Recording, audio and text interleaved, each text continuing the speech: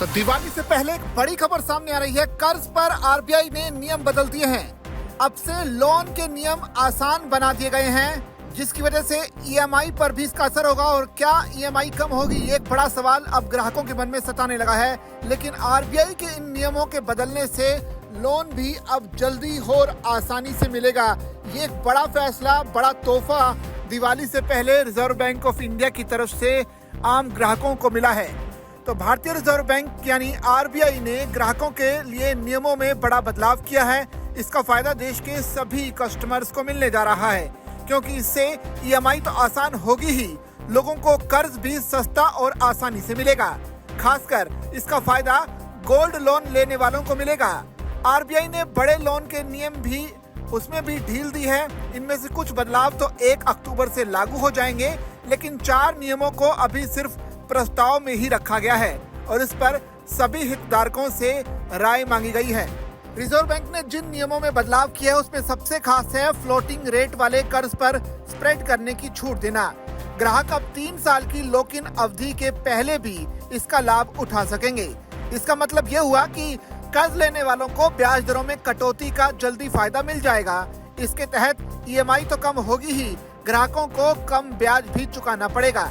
इसके साथ ही आरबीआई ने यह भी विकल्प दिया कि ग्राहक चाहें तो ब्याज दर कम होने पर अपने लोन को फ्लोटिंग रेट से फिक्स्ड रेट में बदल सकते हैं।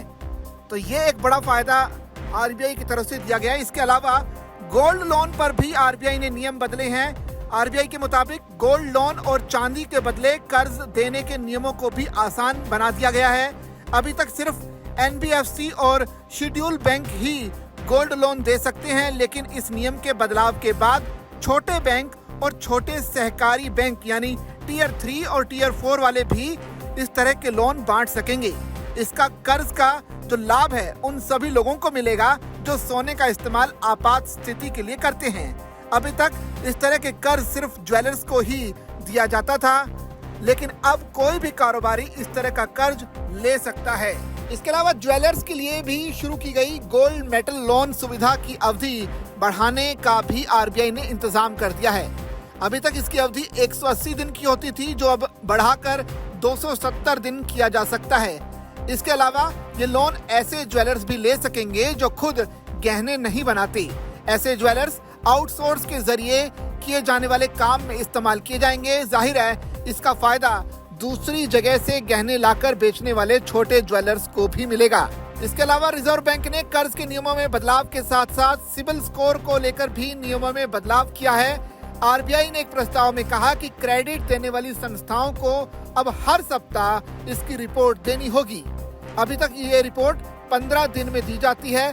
प्रस्ताव में यह भी कहा गया है कि क्रेडिट की गलतियों को जल्दी ठीक किया जा सकेगा।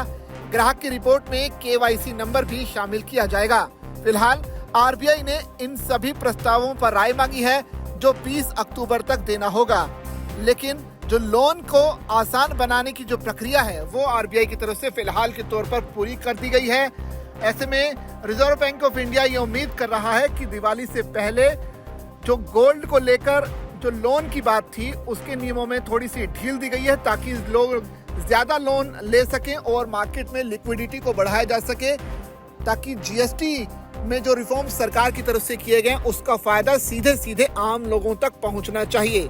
देखना पड़ेगा कि आरबीआई के इस कदम से लोग लोन की तरफ कितना झुकाव उनका महसूस होता है और उन्हें आम लोगों को आरबीआई का ये जो फैसला है वो कितना पसंद आता है, ये देखने वाली बात होगी। वैसे आपकी नजर में आरबीआई का ये फैसला कैसा है और लोन के लिए क्या अब आपको पहले से ज्यादा आसानी होगी? आप अपनी राय जो है कमेंट के जरिए हमें भेज सकते हैं। साथ ही इसी तरह की और भी खबरों के लिए बने रहिए जागरण बिजनेस के साथ।